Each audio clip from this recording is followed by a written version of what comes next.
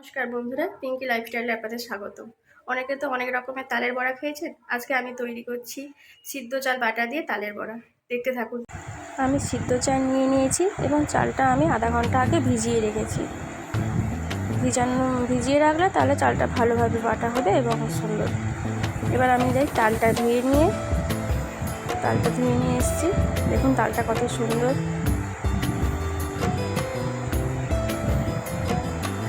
তালটা আমি ছুঁড়ে নেব। তালটা ছুঁড়ে নিয়ে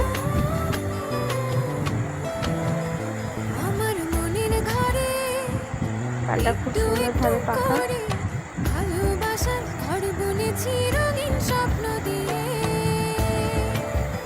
মা তালটাকে ছুঁড়ে নিচ্ছে।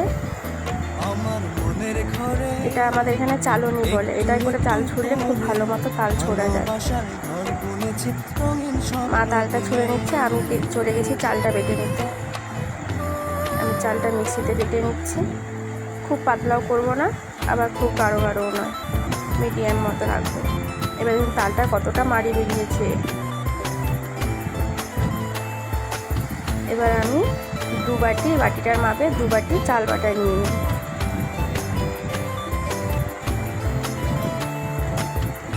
বাটি চাল বাটার সাথে আমি 1 বাটি ময়দা দেব।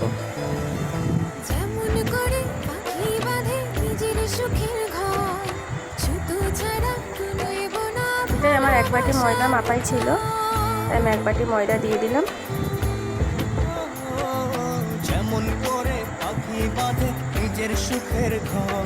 এবার আমি পরিমাণ মতো চিনি,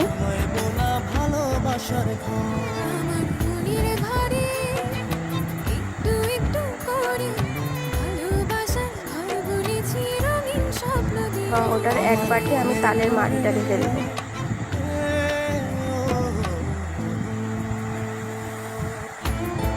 পরিমাণে একটু সামান্য কালো জিরা দিব। এখানে আপনারা নাও দিতে পারেন, আবার মৌরিটাও দিতে পারেন।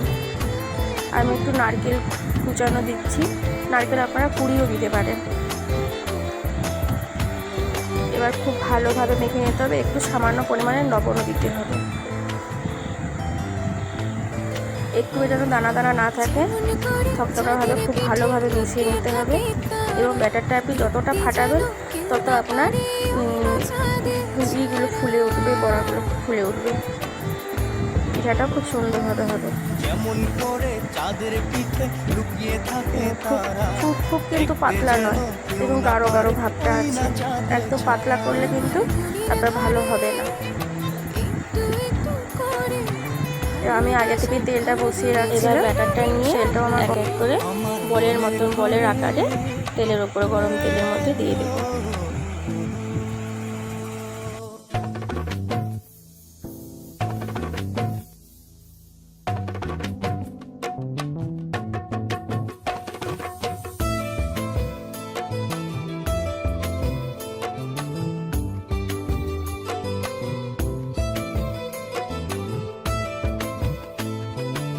খুব সুন্দর লাল লাল হয়ে ভাজা হয়ে আসছে। দেখুন বন্ধুরা,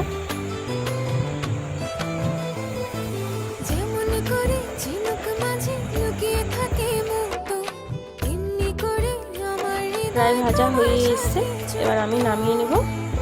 দেখুন খুব সুন্দর লাল লাল হয়ে বলের আকারে ভাজা হয়ে গেছে।